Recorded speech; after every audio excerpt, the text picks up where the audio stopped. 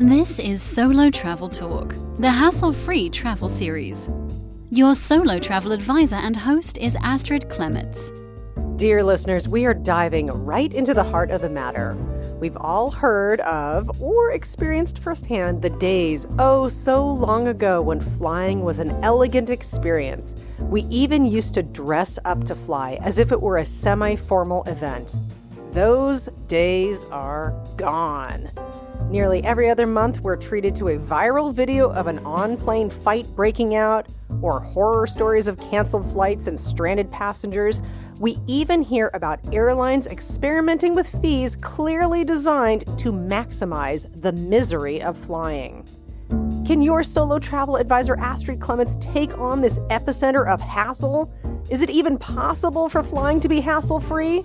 I'm producer Catherine O'Brien. Let's turn to Astrid and see if she can deliver us to the promised land of enjoyable flying. Astrid, I think you and I are both really excited for this episode. This is really where the hassle of travel starts. When people say travel is a hassle, are they really just saying flying is a big hassle? Okay, Catherine. Before we go into this topic, I'd like to take our audience back down memory lane, or for those listeners who have no experience of the glory days of flying. I want to enlighten you on how fabulous it was to fly. So we could really talk about what's going on now. Why it's become so awful in many ways, and what you can do to soften the hassle factor. But, believe it or not, it used to be fabulous to fly. In the golden age of flying, which was in the 1950s and 60s, flying was considered to be glamorous, very glamorous. There was only one class, luxurious. There's no economy, premium economy, business, or first class. It was all luxurious.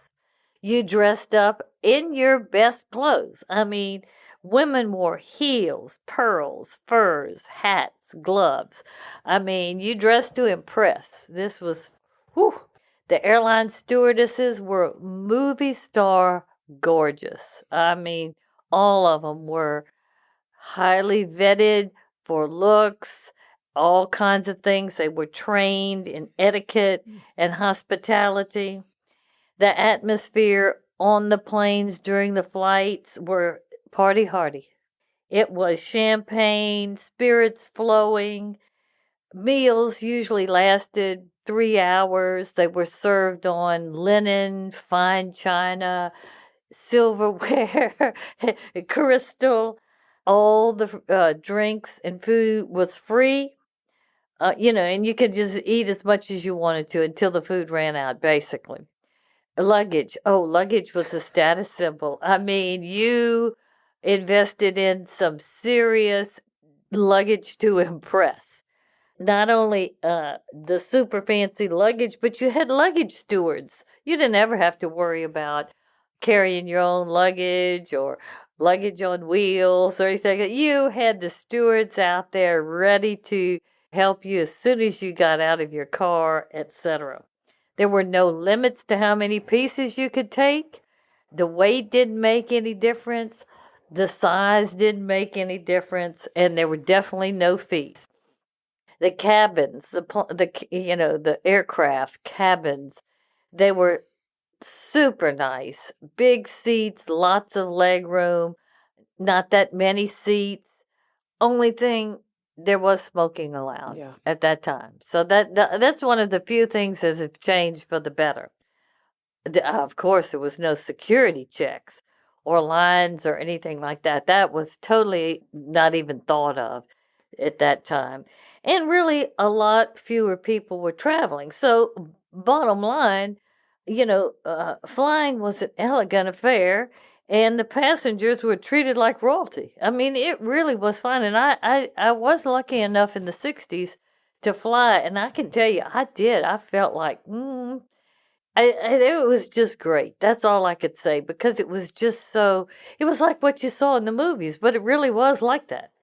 So, those of us, or you who were lucky enough to fly during this era, are probably like me. You just can't understand why and how the flying experience has changed so much for the worse. It's just really hard to believe that it is evolved this in this direction. But there's kind of three bottom line reasons why that's happened. First of all, 9/11 was a big game changer. Before there were some hijackings, but 9/11 was really the point where terrorism and the threat of terrorism and targeting aircraft was part of what they planned to do in order to terrorize everybody. So the Transportation Safety Administration was created, TSA, and that's when the security lines came up and all these different things to make everything more secure, the pat downs, the only 3-ounce liquids, the take out your electronics, your shoes can't get off, you go through the metal detectors, the whole thing. So that was the first, like, really big dehumanizing effect. And then it created all these bottlenecks, with it. And so, it put everybody on edge, I guess you'd say. It wasn't like party hardy atmosphere anymore, or they didn't want it to be, okay? Then you've got all the cost cutting and the efficiencies. Because of the low cost carriers, they put pressure on the entire airline industry to be bare bones and still have some kind of decent product. But that's going by the wayside. I mean, we all know the planes now are packed, and the goal of every flight is to have no empty seats. So, that in itself is, and if a plane is up in the air basically 20 hours a day going from one hub to another or one airport and trying to keep it packed, whew, that and that leads to they keeping these planes in service longer, and they're becoming kind of ratty. A lot of the planes are really like The wear and tear is yeah, showing, yeah. it really is, and that makes the flying experience a lot less comfortable, pleasurable, everything. Then, oh God, we've got the unbelievably small seats. Now I'm a size 10, and I'm probably 5'5". These seats, some of these new seats are so small that they basically, I mean, I have to keep my arms like right into, and there's no leg room. I mean, I do have long legs, so it really it's inhumane, almost. It's okay, but it's almost inhumane. Then, oh my God, if you have to go to the bathroom, if you are on the window seat, Oh. I mean, you have to hold on to the back of the seat, levitate yourself, because the people on the middle in the aisle seat, their legs are like they don't know where to put them. They have to put them up by the ears to let you get through to go to the bathroom. Now, come on, y'all. That's just cutting it way too close. Listeners, if you hear something in the background, there's some service people coming in and out, and we apologize for that. But back to the small seats. I mean, the seats are really ridiculous. And then you have these configurations where you have 5 seats in the middle, and then 3. You have so many people packed in these planes. It's unbelievable. Then another thing that affects the quality of the whole experience and how it's changed is so many aspects of the flight experience are outsourced now.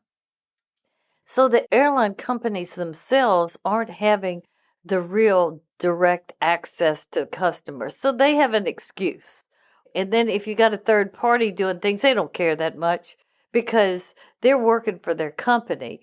It's not between the passenger and the airline. So it kind of breaks it down and it keeps it less personable and less that you really want to please. At least I think that's part of the problem, to tell you the truth. So the airlines used to do their own food and all that. Now they have it, catered out and all this kind of stuff. And some are really just, it's a bottom line thing, and they don't care if it tastes good or not.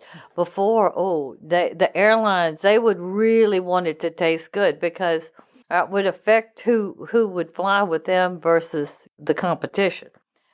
Also, the pay for the poor airline workers now is supposed to be so bad.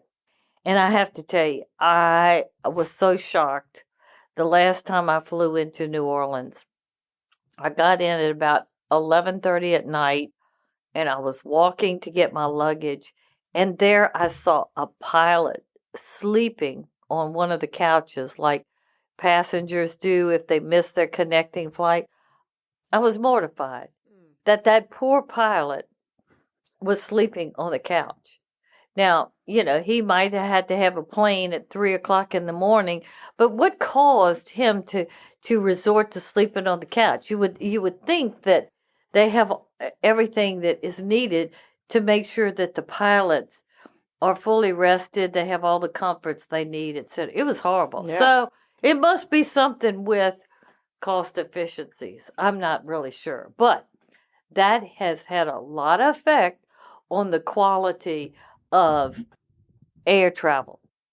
Also, the fares have gotten so much cheaper now with the low-cost carriers, as well as their overbooking. Yeah. This overbooking thing, I mean, I can tell you, 10 years ago, that never happened to you. So this overbooking, and then you get to the airport and you're bumped. Or you get there and they say, well, we would like to see if there are any passengers that are willing to take another flight, blah, blah, blah. Please come. I mean, that was unheard of. That's so rude. Here you are paid for a seat, etc. And then you get to the airport and they say, sorry. That's just awful. And because there's so many people flying, I think I read in the research I did to develop the podcast that in 2018, there were 965 million people who flew within the U.S. in 2000. That's a lot of flyers. And so you got the airlines being so aggressive to keep the planes completely booked so they don't feel bad about bumping you or whatever. And then if there's a flight cancellation because they didn't fill up the plane, or there was mechanical issues because they kept the plane going so long and they didn't have time to maintain the airplane, so they're maintaining it on the run. These three main dynamics have put a tremendous pressure on the infrastructure of the flying industry to develop a decent experience at a reasonable price. So flying has really become like riding in a bus, or it is to be endured rather than enjoyed, which is sad. And a lot of people, they just feel like there's one class now and it's cargo. It's not even people. It's like cargo. And I have to say, even business class on a lot of airlines, with a lot of airlines now, it's not as nice as it used to be either. I mean, the seats aren't really that big. You got to cram your little feet up in there. And you can't move around as easy. It's not like, really nice. Now, Singapore is really nice, and some of them are really nice. But there's some of them that, you pay business class for. You're going, is this business class? I mean, it's okay, but it's not great, and it's definitely not luxurious. Okay. So flying has become so unpleasant that people are now driving more than they used to. And the statistics show this. And a lot of people, what they're beginning to do is they look at their total travel time, not distance. And if it deals with within about a 6-hour window, maybe up to 8 hours, people will consider maybe driving rather than flying. Because I'll give you an example for myself. If I want to go to Birmingham and I fly out of New Orleans, I have to go to the airport. I have to be at the airport at least about an hour and a half before the flight. I'll probably get there 2 hours before. I'll leave about 2 hours to get to the airport. That's 4 hours. Then the flight itself has to go through Dallas or Houston now. It's not direct. So that's another 4 or 5 hours. And then at the flight itself, is probably all total 6 hours or something like that. So by the time it's a whole day, 9, 10 hours, and I could have driven it in 6 hours. So that's how people are thinking now, because it's not worth it. It's not worth the hassle of the traffic. It's not worth the hassle of the security lines. It's not worth the hassle of the crowded planes. It's not worth the hassle of maybe being bumped or whatever. Okay, so that's telling you that it is getting really bad when people are reverting back to driving, or if they could actually go by bus or even train. It's getting to that point. And I think personally, people really resent paying money to be mistreated and hassled by an airline industry and service at the some of the airports. And they're just fed up with being treated like cargo, as I said, rather than a human. So people dread the flying segment of most trips. And flying really has become the biggie hassle in travel. You've kind of set us up here, Astrid, and there's a couple of key areas of hassle. How do we want to do this? I know you've got some tips, but I've got a sort of a list here of some of the common hassles. Do you want me to share that list here? Yeah, that's what I think. You share the list, okay. and I'm going to go through my tips of easing the hassle of flying, and I'll end up answering, some of your some of the things on your list. Let me just tell you this: in preparing for this episode, I learned a new phrase which rocked me to my core, which was calculated misery. That is the name for the fees that the airlines have on calculated misery. Yeah, it's terrible. I mean, it's like they've become all-powerful, abusive necessity, or something like that. And it's really, it's changed a lot. It has. Unfortunately. Okay, so calculated misery, otherwise known as fees, and really being nickeled and dimed to death when you're flying. The overbooked flights, overcrowded planes, and really the stressful environment, the tension that gets created in that environment. Canceled flights, ticket price. Now, I love this one because this is me all over the place. I never feel like I paid the right price for my ticket. Because it changes all the time. It changes all the time. Poor customer service, or customer no service, as we sometimes call it. And then, of course, lost luggage. Well, I know. All of that just seems so like, give us a fair product at a decent price, and, it might cut down on some people's flying, but it's funny. People have a way of making it happen if they have to happen, but, to have a decent experience, and I think people will be willing to pay for it. Well, and let me say this. Yeah. I was thinking about with this episode too, is that I'm sure that the counter argument would be that more people get to fly nowadays than they did before. And that is a good thing. I'm glad that more people get access to flying, but it's almost like the airlines and the mode of transport hasn't caught up with that reality. Yeah, the number is definitely made. It's put so much strain on all of the infrastructure. Yeah, the whole system. Okay. Oh, yeah. And then the budget airlines have put strain on the traditional carriers, and so they really haven't totally caught up to be able to handle it all. But still, there is a limit, because you see so much air rage and people acting out and want to pull the door open and kicking people and everything.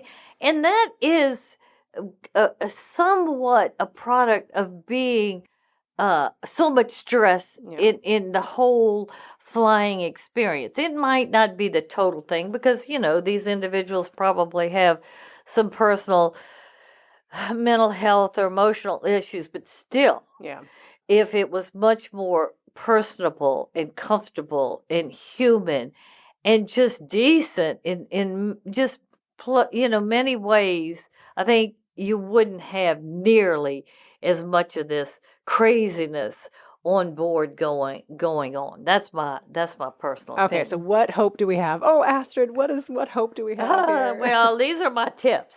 And these will hassle, but of course, they're still going to be there, and so we're mitigating hassle. Mitigating. Yes. Okay. First of all is time management. This is so important.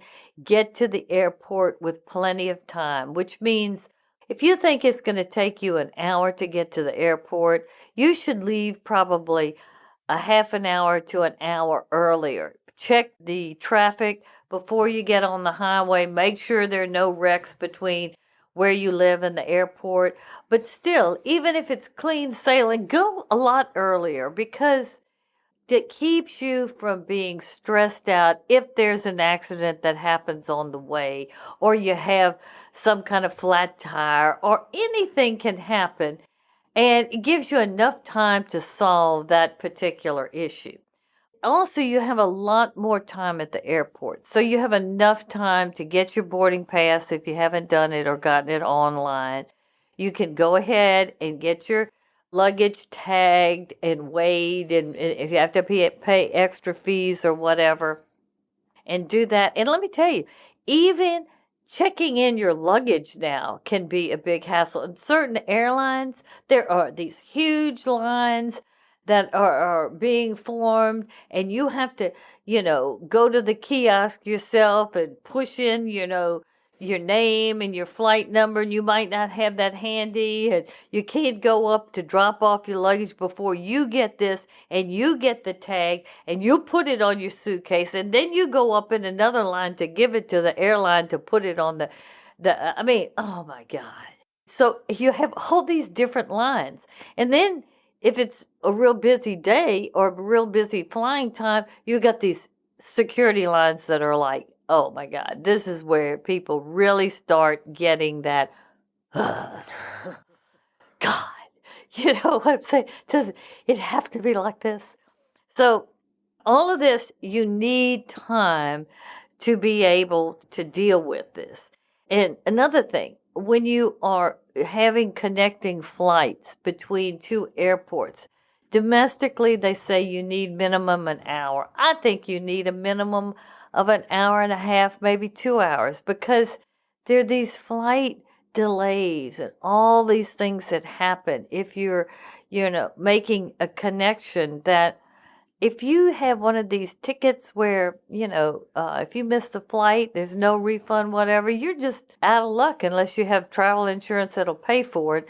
But basically, give yourself enough time between the connections so you don't have that problem. And if you fly internationally, it's longer. And that brings me to a concept.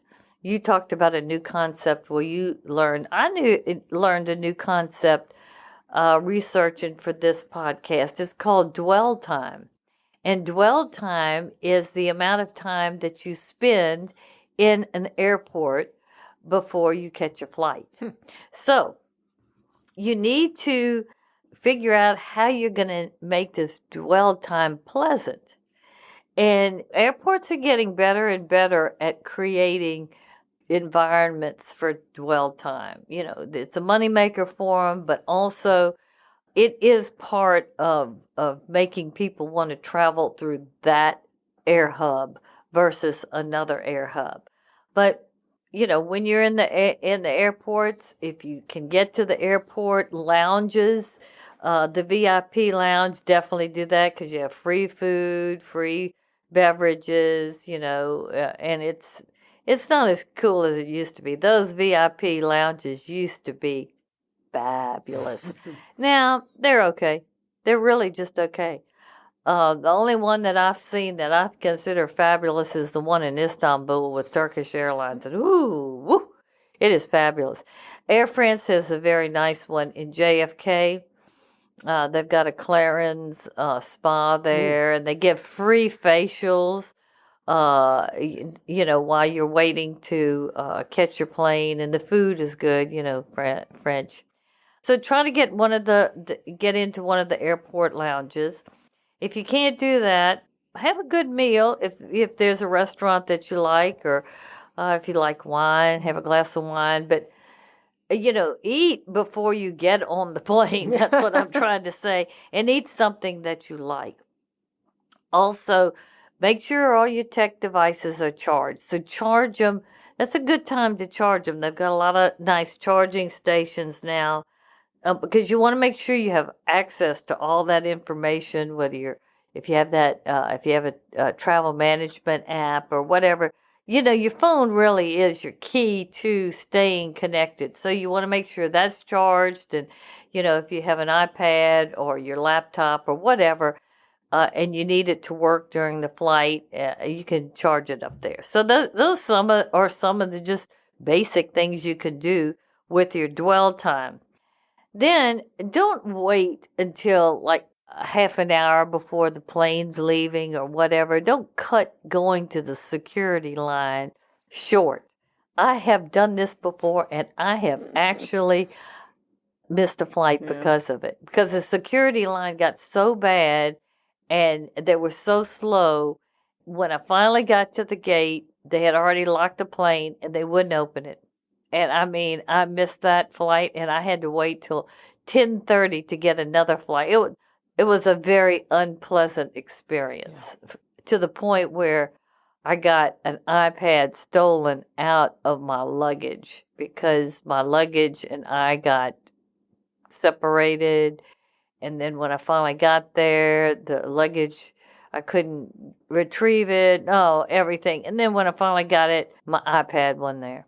Just all kinds of stuff like that. So don't cut it close to getting to the airport, to your connecting flights, and getting to the security line. Give yourself plenty of time, and then like when you have to sit, your dwell time, just decide beforehand how you're going to experience that. Okay. Then the security line go through tips. If you travel more than one time a year, and you like to travel within the U.S., get a TSA pre-check designation. They have local offices where you can go in and they put your name through a computer and everything. You have to pay a fee, but it makes all the difference in the world, because there's 119 airports, I think, now that have those priority TSA lines, and it's basically like priority boarding, and it's wonderful, because when you see these big long Disneyland looking lines at the airport before you can go through the actual security check, this goes right past. So. And sometimes there's a little backup, but nothing like that. And then there's also global entry, which that's an international priority kind of boarding and classification, where everything is quicker. You go through everything quicker. I guess it's similar to what the pilots and the stewardesses use, but it's great because the immigration checks, the luggage and everything is just also much more streamlined. So that's the first thing. If you travel and like to travel, get that.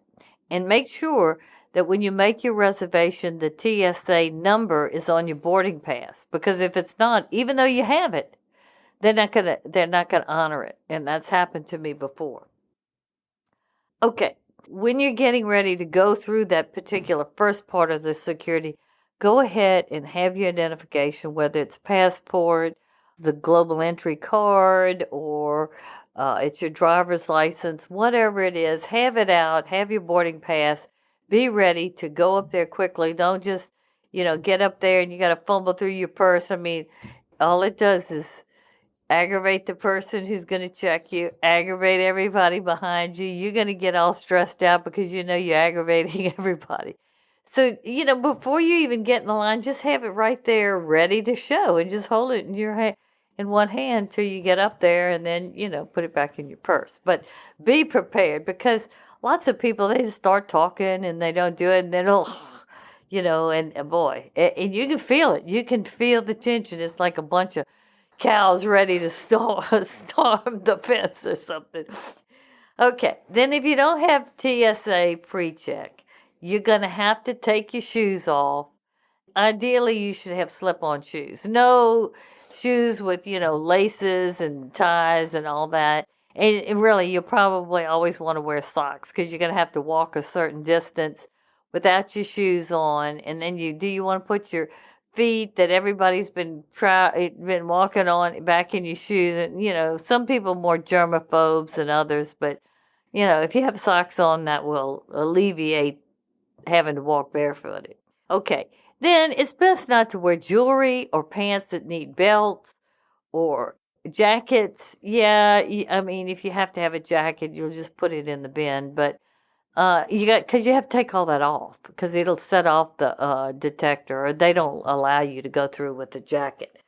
Liquids and creams, 3 ounces, and you have to put them in a clear Ziploc or something clear. And don't worry about that. You just keep it under those limits, and just think, when I get to my destination, if I need more, I'm just going to buy it. Don't feel like, God, I'm going to run out. Just don't worry about it. You're going to buy something on the road. Empty your pockets. A lot of people don't think about this, but especially men, it'll set that thing off, or something about it. It'll cause you to have a pat down. So just just know, but it's feel if you have anything in your pocket, because you might have some matches or something that is foreboding. And then what? Then you get pat down and all that kind of stuff. And there's an initial pat down, and then there's like a going to Rome pat down. So you want to be prepared so you don't have to have any patting. Okay, then really, if you get flagged, don't get all like embarrassed or aggravated or horsey. Just be nice, because the nicer you are, it'll probably be a lot quicker. Okay, so that's basically the security tips. Now the luggage tip. First and foremost, and to be cool these days, carry on in like a tote or carry on in a backpack. If you have to check in another piece, well, that's when things can go wrong. That's when you can lose luggage, or it can get messed up, or it ends up overweight when you come back, and that kind of thing. So if you can, basically carry on and tote. But with that said, check before what the limits on the carry-on dimensions are, because the airlines are getting stricter and stricter with this. They make you put your carry-on in a certain little framework. And if it doesn't go in there, if you can't smash it in there, they make you check it. There's no getting around that. Plus, some of them are making you weigh it. Not only are they checking for the size dimensions, but they make you weigh it. And if that's too much, I mean, you can't have a 75-pound carry-on with some airlines. So you need to know that before you go. So what I suggest is, besides researching that and knowing that, is also invest in a cheap luggage scale. So you'll always know how much your luggage weighs. So there's no guessing to it at all, okay? And then pack what I call your go-to items, like your reading material, your headphones, maybe your earplugs or your tech items, for just domestic flights. I mean, for long flights, there's some people now that pack face mask and facial mist and hand and face cream, toothbrushes, neck pillows. I mean,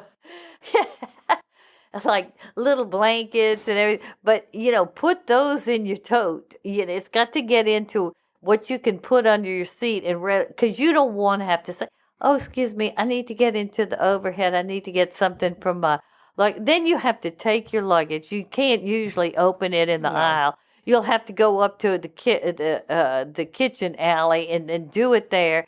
And the stewardesses are not going to like it. And it's just like, you dumb idiot. So don't do that, because a lot of people don't think like that, and then it happens, and then they just do it, and then everybody gets So try not to do that. And then also 50 pounds is the limit now for luggage even checked in, and if it's over that, you get a fee. And so, it's better to have 2 pieces of luggage under 50 pounds or 49 pounds and to be over. So just know that. And Catherine, it used to be 100 pounds was the limit. So it's now 50. So know that. And a lot of people get clipped 250. And what's so bad, if you have, say, 2 connecting flights or something where you have to get your luggage and then check it into another airline, you're going to be clipped, but going there and coming back like 6 times, $250 or whatever their fee. And at the end, you're going, you're going to just leave it at the last airport. What I'm saying is, it's whose luxury bag is this? Yeah. It's awful. It's awful. So get that luggage scale, number 1, so you will know for sure. Okay. Now, the next category is basically dressing to fly. What should you wear when you fly, etc. First of all, you want to be comfortable. I mean, now there's no, dress to impress or whatever. You want to be comfortable. But with that said, I say dress nicely, comfortable. Don't dress slovenly, because it will make a difference. Number 1, if you want to upgrade, it's a lot harder to upgrade if you don't look like you've got it together. And I'm not criticizing anybody, because I see people now, I'm thinking, my God, you've been in your that pajamas, yeah, and you've been in that outfit for 4 days. I mean, talk about packing light, you don't have anything packed. So my point is, I think it's still kind of smart to dress smart, but comfortable. Those shoes, very important. Slip-on shoes, ballet flats are pretty good, I think. But then you also want, socks, because do you want to put your shoes on every time you go to the bathroom in the plane? Or, you're not going to want to walk on the plane on your bare feet. Now, if you're flying business class, you're going to get those little socks in the little courtesy bag, etc. But it's smart to wear socks, or have them at least in your tote, okay? And some people carry those little slippers where you can kind of fold them and put them in a little pouch-like thing. People like that too.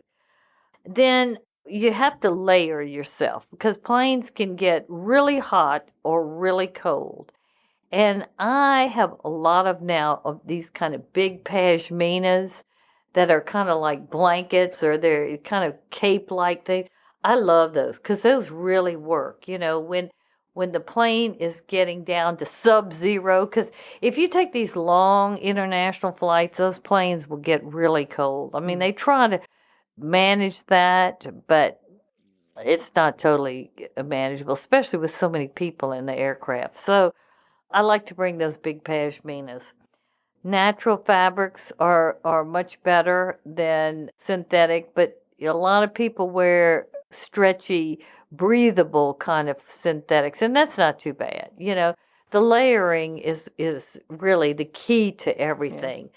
So if you can layer up and still be comfortable, that's how you want to think. If you wear glasses, or normally wear contacts, don't wear them when you're flying. Wear glasses, because those aircraft, the air can get really dry. Again, especially on long flights. So if your eyes get all irritated and everything from wearing that starts your trip off wrong. I mean, it really does. You're going to have a while for your eyes to calm down. So just wear your glasses when you're flying. Seat selection. Now, a lot of people like aisle, a lot of people like window, but the gurus they say the aisle seat is the best, because you can stretch your legs out and it's easier to go to the bathroom. And ideally, you like to get an aisle seat with an empty middle seat, or empty 2 middle seats, and you raise those armrests and you can lie down. I haven't seen that on a plane in years, though. Oh, yeah. Well, I know, because they pack them so much now. But that's the ideal. Yes, that's the ideal. you couldn't do it online to get that kind of seat. When you get to the gate, if you check in early enough, you can ask the attendant, is there any aisle seat that doesn't have somebody next to it? Or can I move to a better seat? So don't be afraid to ask, but you got to get there early enough to be able to ask rather than pulling in there with hardly any time to spare. And then also, if you're on the plane and you want to move and you say, they're kicking the back of my seat, or this person is just, keeps crowding in on my seat, can I move? A lot of times the stewardess will let you. Some of them will not. It just depends. It depends on the stewardess, how many people are in the plane, how long the flight is. There are a lot of different things. So try to pick that good aisle seat. That's the one that they say is the best. I still like the window, but that's what the gurus say the best is. And then try to book in the front of the cabin, because when you do that, number one, your check-in luggage or your carry-on it's gonna be able to be stowed. Okay, if you have a seat in the last 2 or 3 aisles, the carry-on bins might pack up so much that you have to check your carry-on in, and they'll tell you there's no more room. We have to check it in. So you have no recourse. You have to do it. So if you're in the front of the plane, that doesn't happen. So book in the front for that. Then you're the first people to exit the plane. That's nice. You get your drinks and your meals and your snacks, usually before everybody else. And then you don't have to see all of these people in front of you. So I think it's better to sit in the front than it is in the back. Some people like the back, but the worst seats are by the kitchen, and seats that don't lie back or move back at all. That is, against the petition. It's usually in the very back of the plane, okay? There's some carriers now, the seats don't go back like Spirit, so you just have to sit up straight the whole time. But those back there, so anything by the kitchen, you smelling it, or the bathroom, those are the worst ones. And some people don't actually like the exit seats, the exit aisle, but some people do. It just depends. It gets really cold. Know that by those doors, that's where I've experienced the planes get really cold. So, okay. Like I said, upgrade if possible. No, I didn't say that. I said move seat. But if you want to upgrade, bought a economy ticket and you've got extra miles, or you'll pay a little bit more or whatever, and you want to, check in at the desk and ask them, how much is it going to cost if I upgrade, blah, blah, blah, and see if you can get a decent deal. Sometimes they just do it because they like you. Yeah. It just depends. Sometimes you get lucky. But, if you want to see if you can upgrade, try it. And the earlier you get to the airport, the better. Now, they might not be able to do it right then, but to have you in a line, and if you're the first to ask, you'll be the first to be serviced. So do that, because, on longer flights, a better seat makes a big difference. Makes a whole lot of difference. Okay, now here are some additional tips from airline attendants. And there was a really good article that I read. It was written by Meg Dowell, and the title was Flight Attendants Reveal the Secret to a Stress-Free Flight. I can hardly say that because I don't know if that's possible. No, I'm teasing. They say, first of all, is book a direct flight if possible. Even though it's more expensive, but it's a lot less likely of anything to go wrong. To go from New Orleans to London is wonderful compared to go from New Orleans to Miami to London, New Orleans to New York to London, New Orleans to Chicago to London. I mean, if you have to do it, you have to do it. But New Orleans to London, it makes a lot of difference. It is a little bit more expensive, but it is worth it. if you can maneuver it in your budget. So that's what they recommend. First of all, direct flights.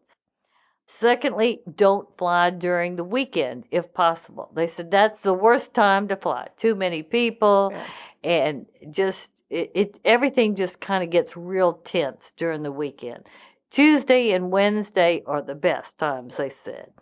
As I shared, dress comfortably, limit yourself to only a carry-on, arrive at the airport with time to spare. Okay, then they go into while on your flight. One of the big things is you need to think about before you even leave is how are you going to entertain yourself when you're on the aircraft. So if you like to watch movies or listen to podcasts or anything specific, download it on your iPad or your tech device. I like to play bridge, so I have the Bridge Baron app on it. If I don't like the movies or whatever is available on the entertainment menu. And a lot of times that happens, especially if you're doing these really long flights. So have what you're going to do in all that kind of time. Reading material. I like to bring a lot of magazines that I haven't read, which it starts off making my tote real heavy, but I end up pairing them all off and I finally read them, and I like to do that personally. Okay, then they say also think about what activities are you going to do that's going to relax you. Because when you are crammed in the back of the plane and it's an hour 5 and you got 4.5, 5 more hours, and you're thinking about, oh, am I going to try to put my head on the seat in the front of me to try to sleep? I can't go to the left. I can't go to the right. I can't, to go back a little is okay. I mean, it gets really, really difficult to cope. So think about how you're going to handle this. One of the things that they share is figure out how you're going to try to get some sleep. Will earplugs help you? Eye mask? What about white noise in your headphones? They've got headphones now that you can get white noise in. Listen to calming music. Even some people now take melatonin. I'm not a doctor, so, ask your doctor. But anything that you feel comfortable with or is recommended to help you get through it, they say it's very important because that's where they see the real stress build up. Also bring some snacks on board because they're gonna try to service you, but there might be a limit to what they can give you, or you might have to pay for it, or you might be hungry and they're not going to serve you at that time or whatever. So they're suggesting that you bring some snacks that you like. Okay, stay hydrated, big deal. That's helps you. I mean, that's what gets the jet lag really going. So if you stay hydrated, you're much less likely to get jet lag, supposedly, or feel really bad. Yeah. And don't drink too much or don't drink too much coffee, both of those things. So, and they say the cheapest seat really might not be worth it on these long haul flights. The airline stewardesses, they basically say premium economy if you can do it, and business class definitely, because it really does make a whole lot of difference in being able to cope with these long flights. So if you pay more for a higher level ticket, there's less incidental fees, the less meal costs, luggage costs, boarding fees. You can go to the airplane lounge, you board first. All these little things that used to be just norm. But, it takes a lot of the hassle edge off of the flight. Okay. Now, one of the things you mentioned is when you get bumped on a book flight. I mean, basically, what do you do and how do you handle it? Well, first of all, you try to prevent it. And to do this, check in online. And as soon as you see it, go ahead and check in. Don't wait right before you leave for the airport, because that gets you lower in the queue. And if they've overbooked this flight and everybody else is checked in, and then you hit the overload, you're going to be flagged not to be able to board, okay? As well as go to the airport early. Don't take the chance. It just, all of that makes a whole lot of difference. And you'd be surprised, so many flights are overbooked.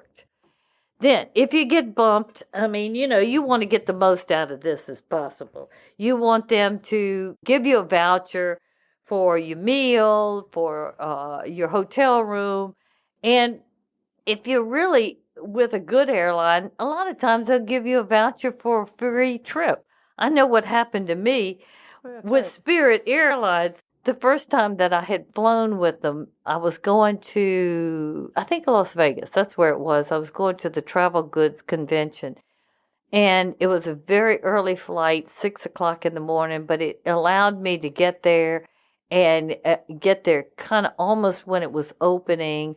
So, I decided, oh, God, okay, I'll get there. I'll get to the airport at like 4:15. Well, I got to the airport at 4:15. And it was already overbooked, and I couldn't go. I said, what are you talking about? I have to go. This is business, blah, blah, blah. And I said, this is the first time I've flown with Spirit Airlines. This is a very bad first experience. And so I was very nice, but I was kind of like, I showed them my feelings were hurt, and this was, so they were so nice. They said, don't worry. We are going to book you on the next flight out. It doesn't matter what airlines. We're going to give you a voucher to get something to eat.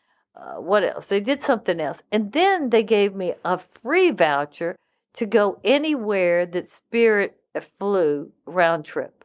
Now, that was really nice. And I ended up getting there, I think, an hour and a little shy of an hour and a half later than I had planned. But they facilitated everything for me. They gave that to me.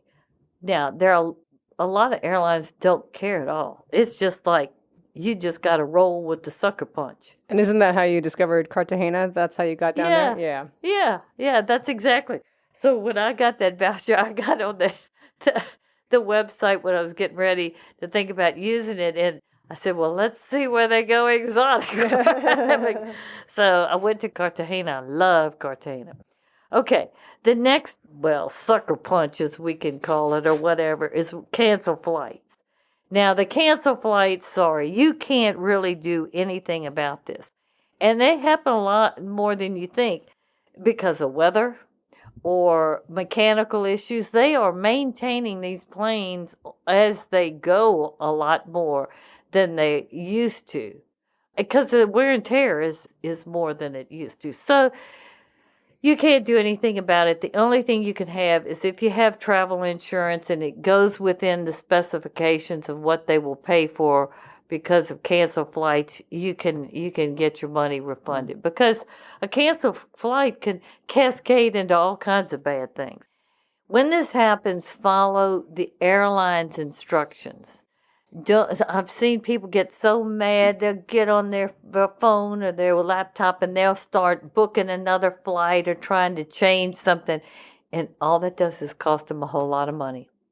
What you have to do is you have to let the airlines work it out for you.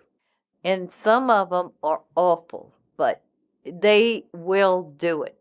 You just can't go around and try to do it better, because once you start, if you do that, then you cancel your seat on that particular flight that has been canceled. And so you got to buy a whole new ticket. If you don't do that, then they will rebook you. Now, when they get you there, they try to do it the quickest, but I don't know. Sometimes it just gets all bad. So all I can say is when this happens, just try to be nice. Try to explain why you have to be there as quick as you can.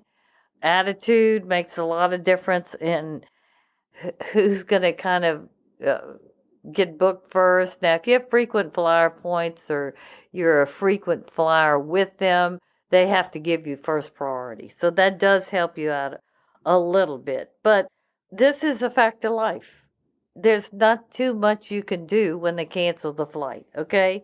Travel insurance will at least help you with some of the expense if it falls in their parameters. Because, like I said, it has a cascading effect. If you miss this flight, then you might miss another flight, which causes you miss the cruise ship, that causes you, it can get really bad.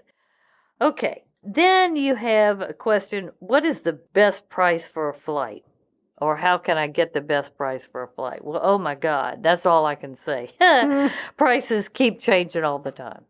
It's like an algorithm that just is just like this beast that, it's constantly changing what the right number is or the right fare.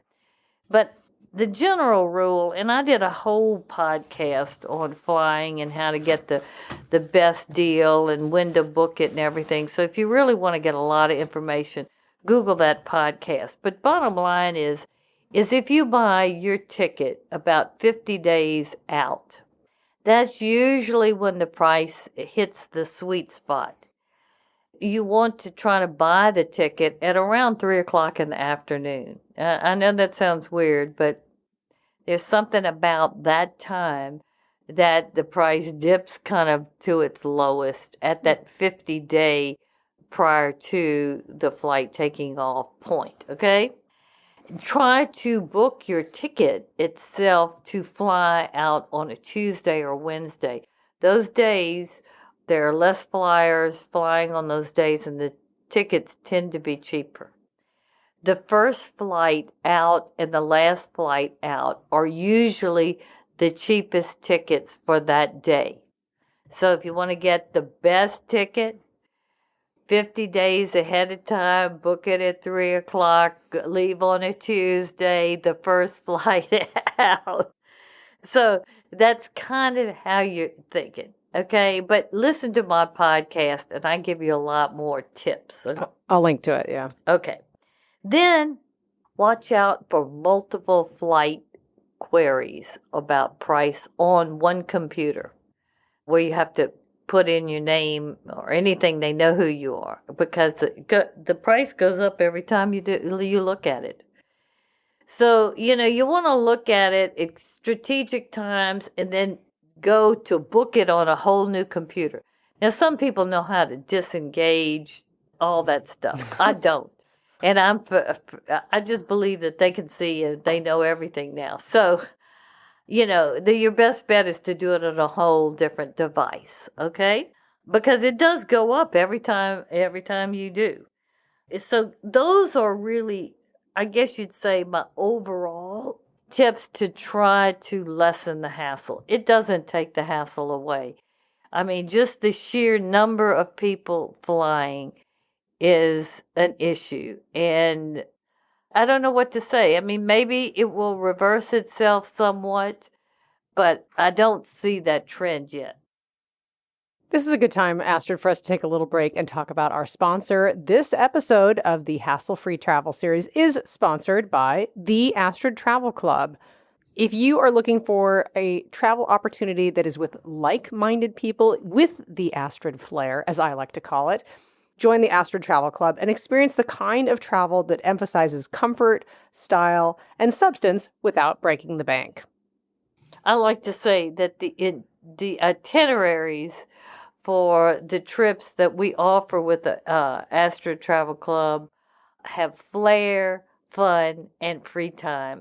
This is something that I have developed because there are many people who want to travel, who don't want to travel in the big groups anymore. They want small groups, no single supplements. This is really kind of for solo travelers who don't want to totally travel solo, but they just don't want these huge groups and, to just be sightseeing and kind of have a mediocre experience. I mean, my trips only go to one city per trip. You might have some day trips out, but no packing, unpacking. I'm a real stickler at the boutique hotels that I choose. They're usually all 5-star. So I really do strive to give the traveler on our trips a real cultural immersion and a trip that after you've taken it, you really feel like it was worth it. You've been enriched and you've had a good time. It's made you happy. If you're a listener of Solo Travel Talk and you really understand Astrid's approach to travel and you appreciate that kind of deeper experiential travel, this might be the right choice for you, the Astrid Travel Club. It's very reasonable. It will connect you with other travelers like you. And I will link to the information for the Astrid Travel Club in our show notes, and you can see if the Astrid Travel Club is right for you. We thank the Astrid Travel Club for sponsoring this Solo Travel Talk hassle-free episode. Let's use the good momentum of the fun of the Astrid Travel Club and go into some hopeful thoughts here, Astrid. Let's close out the show with some hope here. You have here final thoughts for pleasant flying. Okay, well, my final thoughts on how to have the most pleasant flying experience whatsoever that you can basically boils down to three main factors. What airport you fly out of, or the quality of the airport, what aircraft or air carrier you fly on, the airline's quality, because it varies greatly, and your attitude. Because if you don't have an attitude that you're going to roll with a punch, or, you're just going to be happy no matter what, because I can tell you, flying, that's where most of the hassles of traveling just seem to materialize. So you don't want your first flight out or whatever to set the tone and kind of damper the whole trip. So really, attitude, you have to develop that mindset or whatever that if I miss my flight, or if they cancel the flight, or if the food is bad or whatever, how am I going to cope with it? And I've given you a lot of tips to kind of help you be prepared for something. But in the end, it's your attitude that helps. Some people just get bomb drunk, but I'm not saying that because there's consequences for that. Yeah. Okay. First of all, the bigger, more modern air hubs or airports are much better. I mean, that's a given, but they're really getting really good. Even though there are a lot more flights there, you will get a cheaper flight if you go through there. And if something goes wrong, there are more alternatives to work through that. So, and they now have better restaurants, shopping experiences, services, spas, shoe shines, everything. So it's better. It's a better place for that dwell time that I talked about. And two airports that come to mind quickly is the Singapore airport and the airport in Dubai, as well as, if you fly Turkish Airlines out of Istanbul, oh my God, their VIP lounge is just the best. I mean, it's fabulous. Then the second factor is what airlines you fly on makes a lot of difference. And the airlines that are government sponsored really do deliver, in my opinion, a much higher level of a product, like Emirates Air, Qatar, Singapore, Turkish Air. They all have government sponsored. They sponsor these airlines, so they're able to give a higher level of flying product. And many times, their business class is actually cheaper. Yes, it's true. Like on Qatar, you can get a great business class experience, and it's really pretty much about always on the cheaper end, and it's not cheap. Your experience is not cheap. Great seats, suites, gourmet meals. Some of them dine on demand, not when they want you to eat. The humidity in these airlines, they keep it higher, so you're not so fatigued. They are more luxurious. They really do. Some of them are more expensive, but some of them are actually very well priced. So try to pick an airline to fly. It doesn't have to be an American carrier, because I can tell you the U.S. airlines, they get more complaints than any airline anywhere in the world, basically. Now, that's hard to believe, okay? And goes without saying, avoid a low-budget airline if you demand comfort and are worried about any risk of cost-saving hassles that'll ruin your whole flight experience. So just don't even go there. But I say that, and then I talk about, well, there are two American airlines that I think are pretty good. I really do. JetBlue is one of them. It was founded on this simple idea of bringing humanity back to air travel. And they try to do it and still be in kind of the budget category. Now, they're not the deep budget, but they do. So you have more leg room, free TV, flights aren't overbooked, and free snacks. Now, that doesn't sound like a lot, but in this day and age, it is. I was going to say, yeah, it does. And then Southwest, oh my God, they're the happy airline. They're the airline with a great attitude. They're focused on customer service. And, you still get Coke and whatever free. And there's little snacks. Now, you got the liquor and there are a few other things. But let me tell you, Southwest it's like the little engine that could. They really are. So I say that about, avoid the low-cut budget airlines, but these are really pretty good. And then the last one, which is attitude. And I hate to even say that because you think, well, I'm paying for this. I shouldn't have to have a good attitude. I mean, that's what I'm paying for, somebody to take care of what well, let me tell you, this is the big one because you really need to kind of think Zen, have a Zen state, especially when things start going downhill, because I can tell you, it's easy to blow your stack. And, like I said, you paid your hard-earned money, your promise for a service, and you don't expect to be abused. I mean, it comes out. It's terrible. People scream at the airline attendants at the check-in desk or stewardesses or start kicking the seat, It's because of all of these things. The seats are too little. Nobody's paying attention to me. I feel like I'm going to have a heart attack. Say, whoops, and all that kind of stuff. So, like I said, some people head to the bar to relieve the stress. But I would really suggest the best thing is just to be prepared as much as possible for things to go wrong and follow the tips that I shared with you. And when they do, you just have to remain as calm as you can and think, how am I going to solve this problem? I always ask for help. When something starts going wrong, I said, could you please help me or whatever? And you know what? I just go like, I'm a helpless person. I don't mean it that way, but I don't try to fight or whatever. You know what I'm saying? Now, if I think somebody's taking advantage of me, I will ask for bottom line explanation.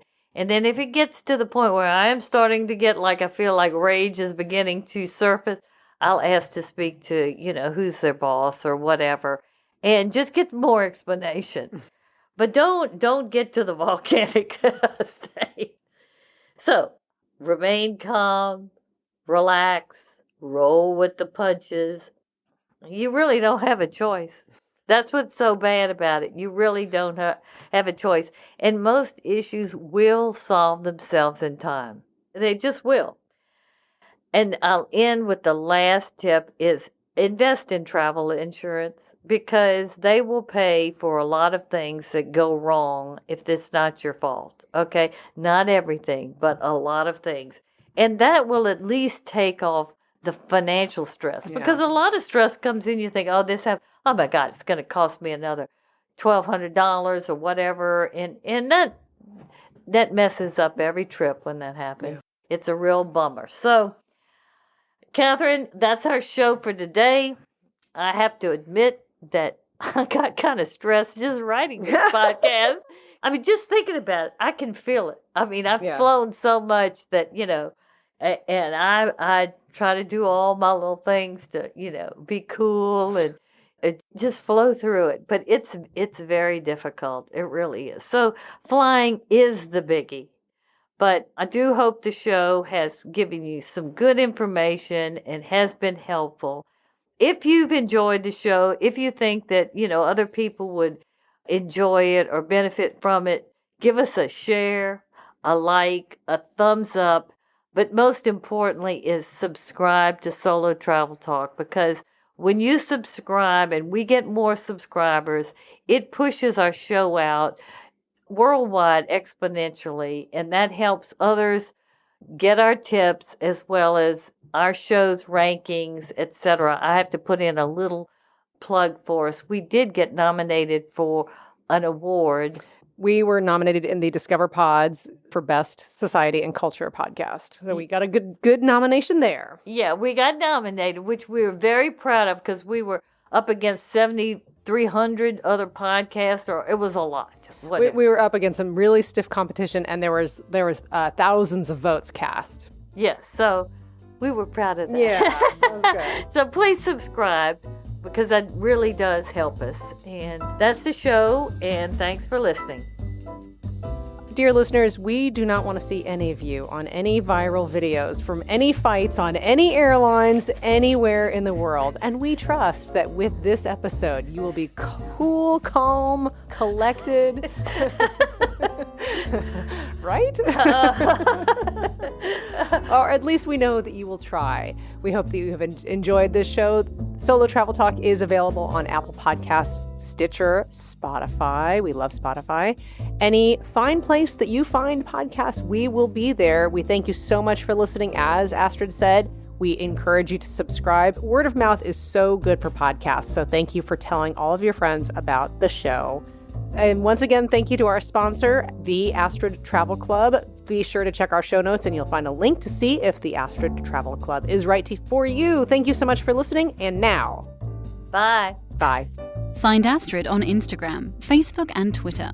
All things Astrid, including the Astrid Travel Club and this podcast, are available at astridtravel.com. Thank you for listening to Solo Travel Talk.